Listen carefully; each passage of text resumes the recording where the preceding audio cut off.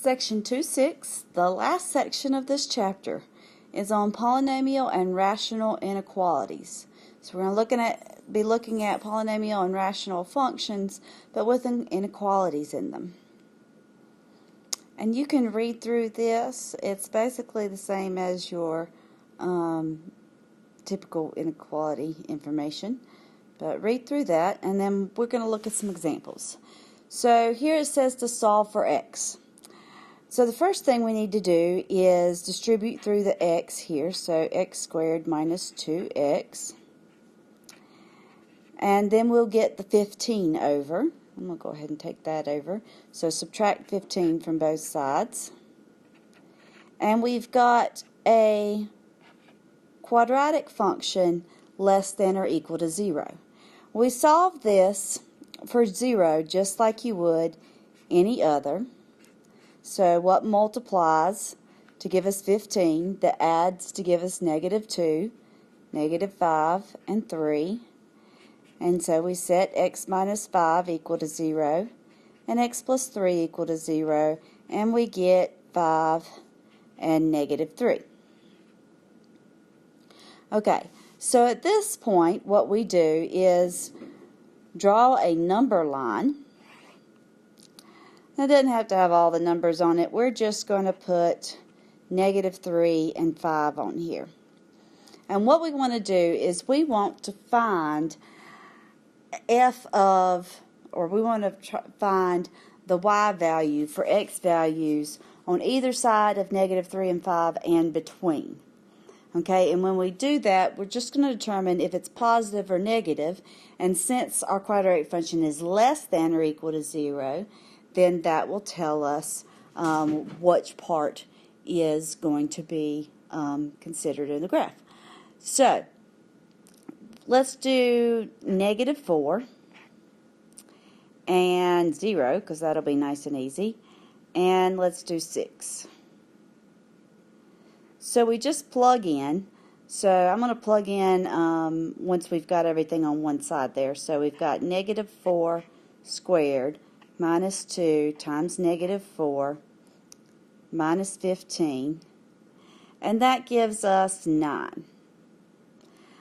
So what that tells us is that for anything to the left of negative 3 is positive. Okay? And we do the same thing for 0. I'm not going to write this out each time. And we get negative 15. So that tells us that anything between negative 3 and 5 is negative. And then f of 6 gives us 9. And so that tells us anything to the right of 5 is positive. So our solution, since we're less than or equal to 0, we're including 3 and 5, and everything in between where it's negative. So our solution set is negative 3 to 5 with both of those in brackets.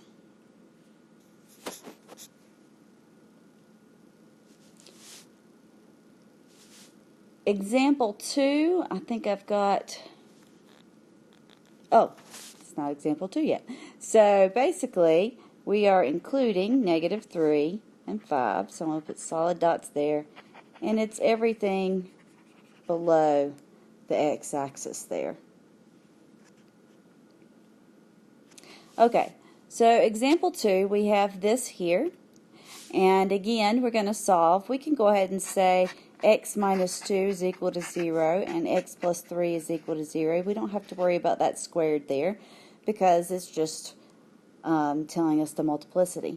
So we've got x equals 2 and negative 3.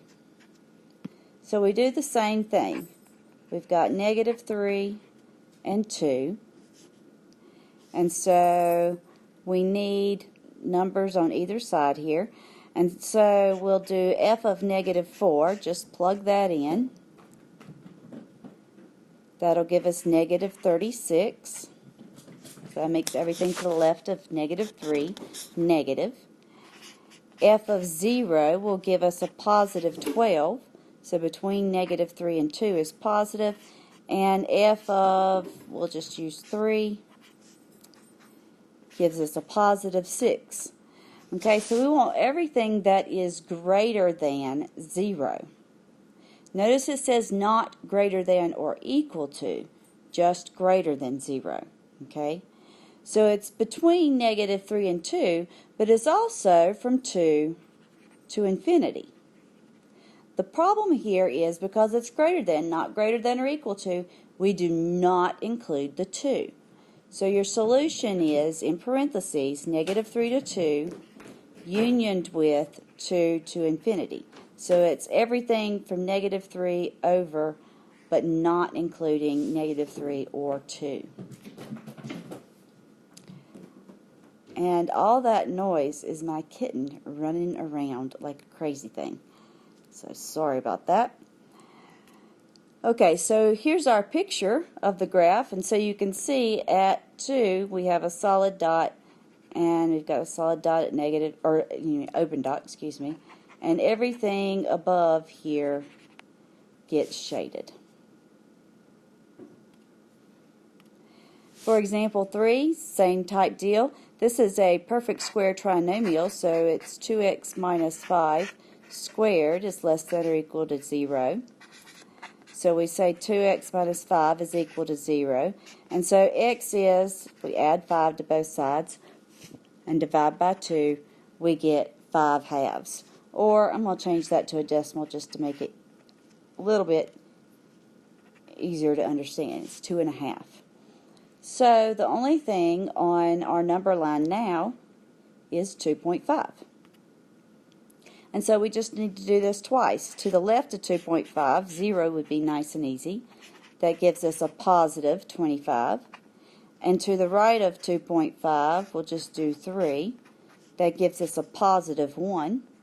But we want less than or equal to 0. Well, in this case,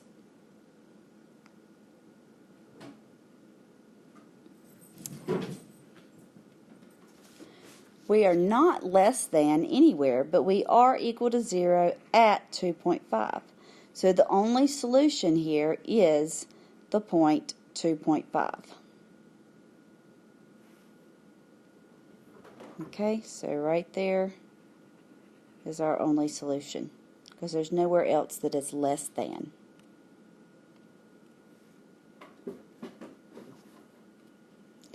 Rational inequalities. The nice thing here is once you set this equal to 0 and you multiply both sides by x minus 4 times 0, anything times 0, is going to go away. Okay?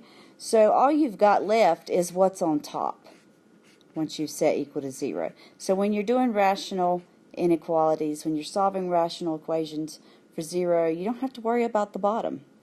So we set both of these equal to 0. And so x is 1 and negative 3.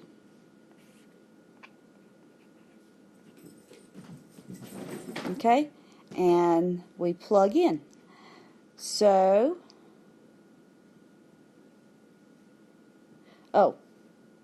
we also still have to take into account that x minus 4, because you know that wherever the x minus 4 is can't be equal to 0. So in addition to doing the top, we have to set the x minus 4 equal to 0 so we can see what's going on around that 4. Okay? So this time we need a number over here, in here, in here, and over to the right of 4. So f of negative 4, when we plug that in, is negative 0.625. So that's a negative there. F of 0 is positive 0.75. F of 2 is negative 2.5. And it doesn't matter which points you pick in between as long as they're in between. I don't choose decimals or fractions because it just makes it more difficult. Why worry about that? Okay, so where is it less than or equal to 0? Well, we're less than all the way up to including negative 3. and then from 1 over to 4. The problem is, at 4, we have to make that a parenthesis because we're undivided at 4, remember? And then to the right of 4, it's positive. So our solution is negative infinity to negative 3, the bracket there, union with 1 to 4, closing with a parenthesis. Okay, so be very careful about those where you use a parenthesis or a bracket there. Okay, so in this picture, less than or equal to 0, there's our negative 4 and our 1, and it's down here. Okay, and there's actually an asymptote here at x equals 4. So this is going down and down and getting closer and closer to x equals 4, but never quite hitting it. So that's why we're not including 4 there. Okay, so another one, take our top, set it equal to 0. Take the bottom, set it equal to 0. And we'll see what we come up with here. Oh, wait a minute. Problem, there's a 3 there. Sorry about that. Okay, so first thing we got to do is get that 3 over. So x minus 5 over x minus 7 minus 3 is less than 0. So we have to get a common denominator. Oh, I tried to make it a lot easier than it was, didn't I? So we've got 3 on the bottom here. We've got x minus 7. So we got to put a x minus 7 on the top. And so we've got x minus 5 minus 3x minus 21 over x minus 7. And so simplifying that, we've got x minus 5 minus 3x plus 21 over x minus 7. And then combine your like terms. So we've got negative 2x plus 16 over x minus 7 is less than 0. And so we set both the top and the bottom equal to 0. We didn't need these less thans in here, we just needed equals.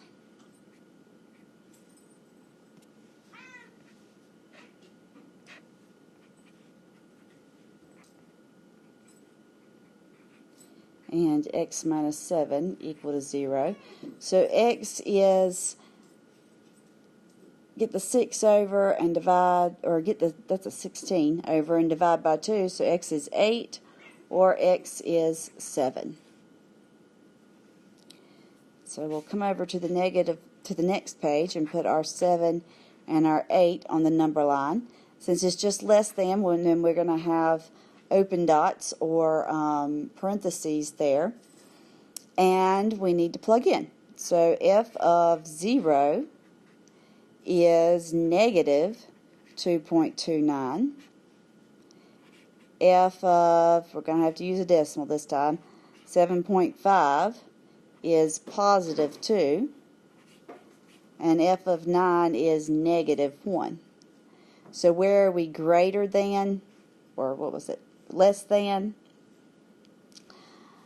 We are up until 7 and after 8.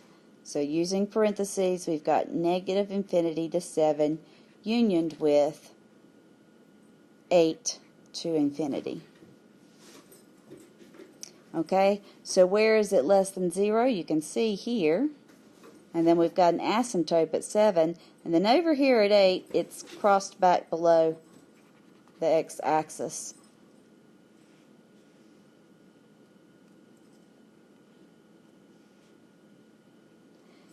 Okay, one more like this. Example 6, we got to get everything over on the left-hand side. Okay, and then we got to get a common denominator.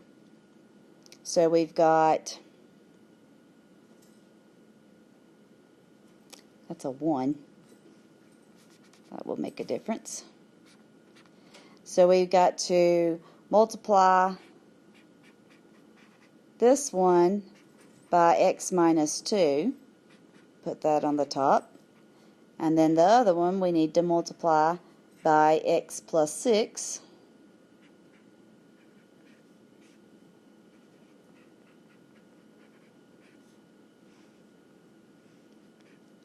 Like here. Okay?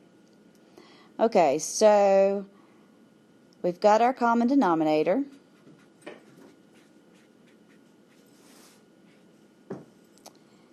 And I'm going to distribute that negative and the 3 at the same time. So negative 3x minus 18. And then combine like terms up top, so we get negative 2x minus 20 over x plus 6 times x minus 2. Okay, so we set the top equal to 0. And then we set the bottoms equal to 0.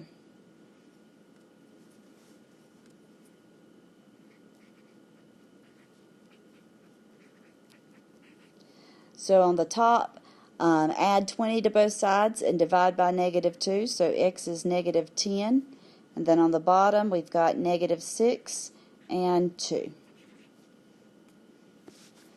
So those are the points we're going to use. Oh, I need more paper. Okay, I'm getting ready to erase. Be prepared.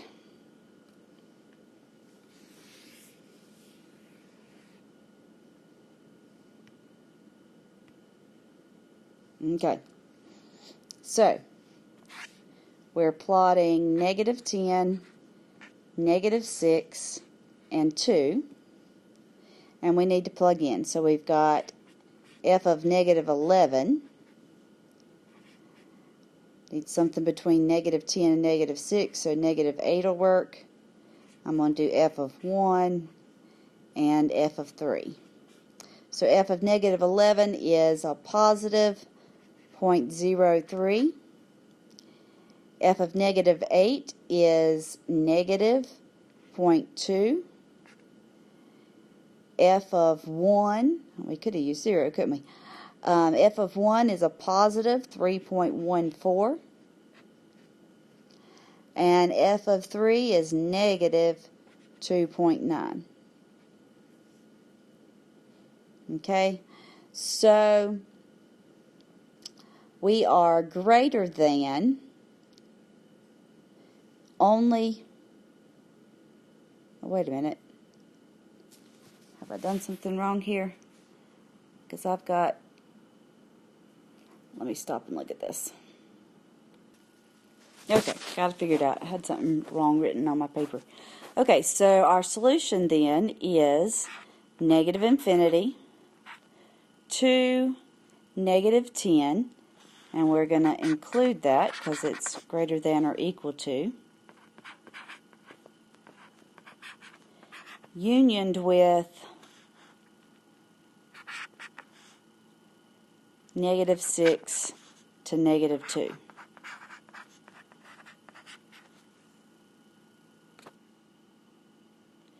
Okay, I think this is where I stopped. So the only catch is we need to make sure that we have a just parentheses around the negative 6 and the negative 2, because that's where it's not equal to 0. Okay, and so last,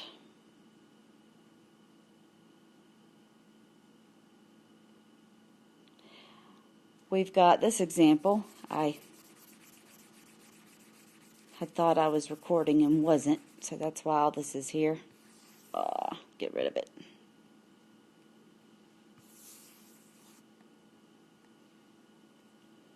Okay, so back to this again. Fumio is constructing a circular koi pond in his backyard. What range of values may he have for the diameter of the pond if the area is to be no more than 78.5 square feet? And what is the largest possible diameter? So our pond is going to be round, and it's got a diameter here. And we find area by pi r squared. But we're dealing with the diameter instead of the radius. But we know that the radius is just the diameter divided by 2, right? So we've got pi, which it told us to use 3.14, divided by 2 squared, which is 4, times d squared, and that is 0.785 d squared, okay? So the area, whatever d is d squared times 0.785. Well, we were told that our area cannot be greater than 78.5 square feet. So it's got to be less than or equal to 78.5. So 0.785 d squared has got to be less than or equal to 78.5. Or 0.785 d squared minus 78.5 has got to be less than or equal to 0. Solve for d. So I'm going to get the 78.5 back over and divide both sides by 0.785. And d squared is 100. So d could be positive or negative 10, but since we're talking about a pond here, it's got to be a positive diameter. So the diameter would be, the largest possible diameter would be 10 feet. The range would be anywhere from 0, so a little bit greater to 0, up to and including 10 feet. And our last example, the cost, C, in dollars, to produce X items is given by the function below. If the cost is to be kept below $20, how many items may be produced?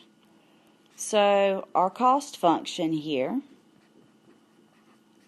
has to be less than 20. Not less than or equal to, but less than, because it's below 20. Okay? I'm going to start by getting rid of our fractions here. And to do that, we could multiply everything by 2x. That's going to get rid of our fractions to start with. So if we multiply 0.5x by 2x, we get x squared. And then plus 300 is less than 40x. Get that all over together on one side and factor.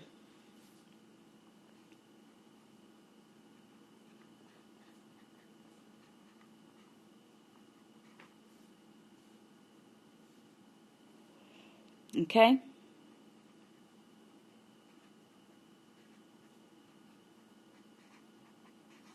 So x could be 30 or 10.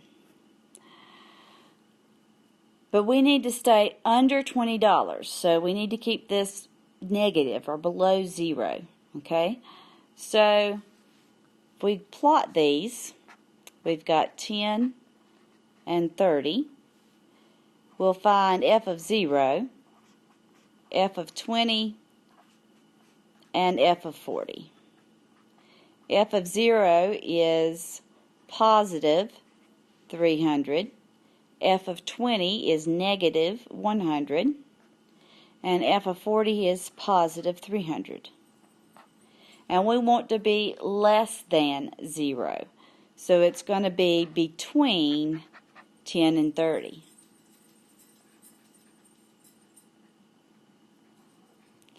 Now we can't produce part of an item, so we can produce between 11 And 29, make it make sense for the problems, items.